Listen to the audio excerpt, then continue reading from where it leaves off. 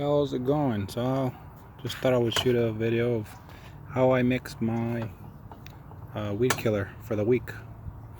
I just got tired of, when I was out with my backpack sprayer, that I'd go mix it, put it on the floor and then lift it all the way up. So one day I decided to fill this up with the chemical. The one that I use here is Ranger. It's from you can find it at Ewing and Site One. So what I do, I take it and I also take something that's called Daiqua.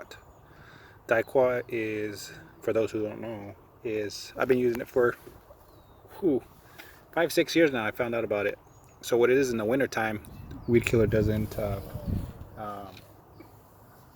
it's not as effective because it needs, from what I understand and what is told, it needs heat to activate it as well. So that's why if you've ever sprayed it, when it doesn't take effect in the winter, it's for that reason. But I use it year round because it's a quick knockdown. So it's like within 24 hours you'll see it brown pretty much, and the weed killer, it prolongs it, so you'll keep it dead for whatever it is, a month or whatever it is. So Daiqua is just a quick knockdown. If you just use Daiqua on its own, it'll knock it down, and about a week later you'll see I guess if it's raining and stuff like that, new shoots coming up and stuff like that. But let me show you. So of course that's the big one is the Ranger, and this one here with the blue cap is the Daiqua. So I use I go 4.5 ounces in here.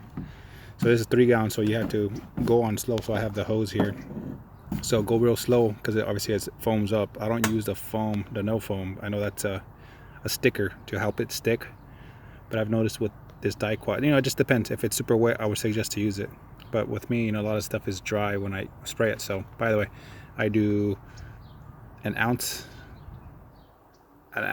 per gallon pretty much, but my little measuring cup goes to 4.5, so I just fill it up, put it in. So 4.5 of weed killer with your preference, whatever it is, and half an ounce per gallon of Daiqua. So put 1.5 ounces of that in here, and once again go slow, but typically the foam would right about here start coming up, so just let it go down and then do it again.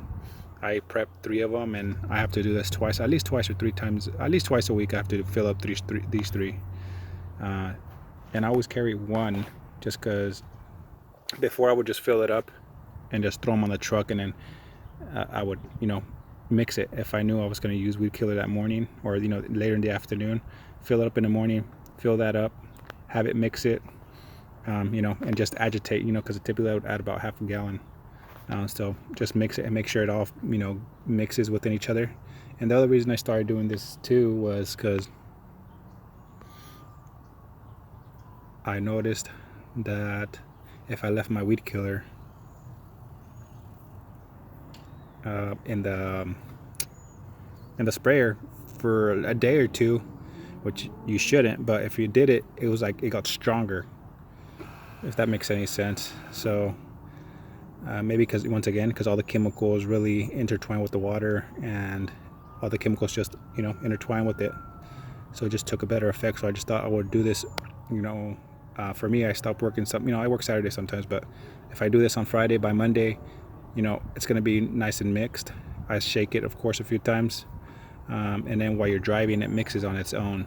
So for those of you that may not be doing this, and it could save you a little bit of backache from picking it up from the floor.